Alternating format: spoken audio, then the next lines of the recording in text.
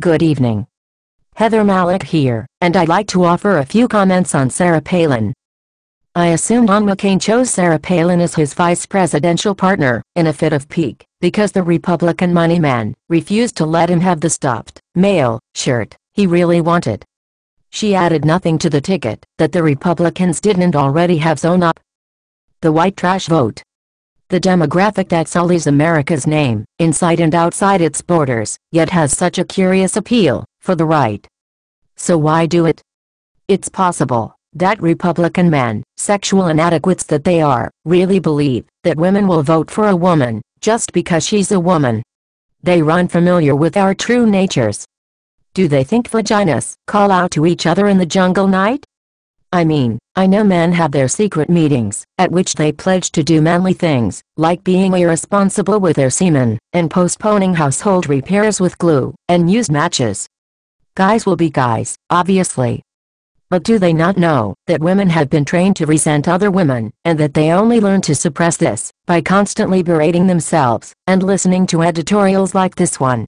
I'm a feminist who understands that women can nurse terrible and delicate woman hatred. Palin was not a sure choice, not even for the stolidly Republican ladies' branch of Citizens for Attackier America. No, she isn't even female, really. She's a type, and she comes in male form too. John Doyle, the cleverest critic in Canada, comes right out and calls Palin an Alaska hillbilly. Damn his eyes, I wish I'd had the wit to come up with it first. It's safer than white trash, but I'll pluck safety out of the nettle danger. Or something. Doyle's job includes watching a lot of reality television, and he's well versed in the backstory. White trash, not trailer trash, that's something different, is rural, loud, proudly unlettered, like Bush himself, suspicious of the urban, frankly, disbelieving of the foreign, and a fan of the American cliché of authenticity. The semiotics are pure Palin. A sturdy body, clothes that are clinging, yet boxy, and a voice that could peel the plastic seal off your new microwave. Palin has a toned-down version of the porn actress look favored by this decade's woman, the overtreated hair, puffy lips, and permanently alarmed expression. Bristol has what is known in Britain as the look of the teen mom. The pram face. Husband Todd looks like a roughneck. Track, heading off to Iraq, appears terrified. They claim to be family-obsessed, while being studiously terrible at parenting. What normal father would want Levi, I'm a fucking redneck Johnson, prodding his daughter? I know that I have an attachment to children that verges on the irrational, but why don't the Palins? I'm not the one preaching homespun values, but I destroy that rat boy before I'd let him get within scenting range of my daughter again, and so would you. Palin's emails about the brother-in-law she tried to get fired as a state trooper are fizzing with rage and revenge. Palin has it all, along with being vicious and profoundly dishonest. Just hours after her first convention speech, the Associated Press did a good, fast listing of her untruths, and so I won't dwell on them. I did promise to watch the entire convention, so you wouldn't have to, but I discovered a neat trick. I switched between the convention and the 2003 folk music mockumentary, A Mighty Wind, on Bravo. They were indistinguishable. Click on a nervous wreck, with deeply strange hair, doing a monologue on society today, and where it all went wrong. Are you watching Christian Belter, Aaron Tippin, singing Where the Stars and Stripes and Eagle Fly, in the Excel Center in St. Paul, or the actors from Spinal Tap, remixing the 1966 version of Potatoes in the Paddy Wagon? Who delivered this line? To do then now would be retro. To do then was very nowtro, if you will. Was it Reverend James Dobson, of Focus on the Family, talking about Bristol Palin's shotgun wedding, or was it a flashback to the Kingston Trio?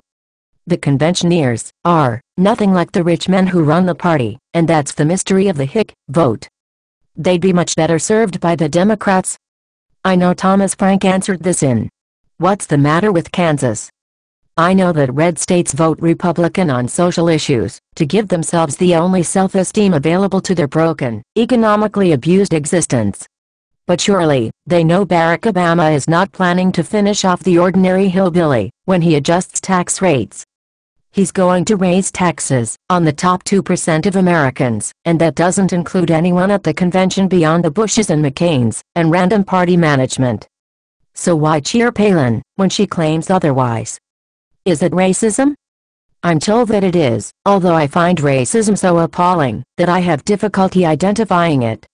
It is more likely the dearly held Republican notion that any American can become violently rich as those hedge funders in Greenwich, Connecticut, who buy $40 million mansions unseen and have their topiary shaped in the form of musical notes. When Palin and Rudy Giuliani sneered at Obama's years of community organizing, they said it like rectal fissure, and the audience ate with them.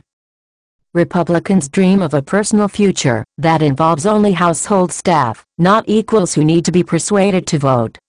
So, I'm trying to imagine the pain of realizing, as they all must at some point, that it is not going to happen for them. It's the green light at the end of the dock. It's the ship that never comes in gulls, as Palin would put it. But she won't, because the lie works for her. It helps her scramble, without compassion, above all those other tense, no-hoper ladies in the audience. American politics isn't short of smart women.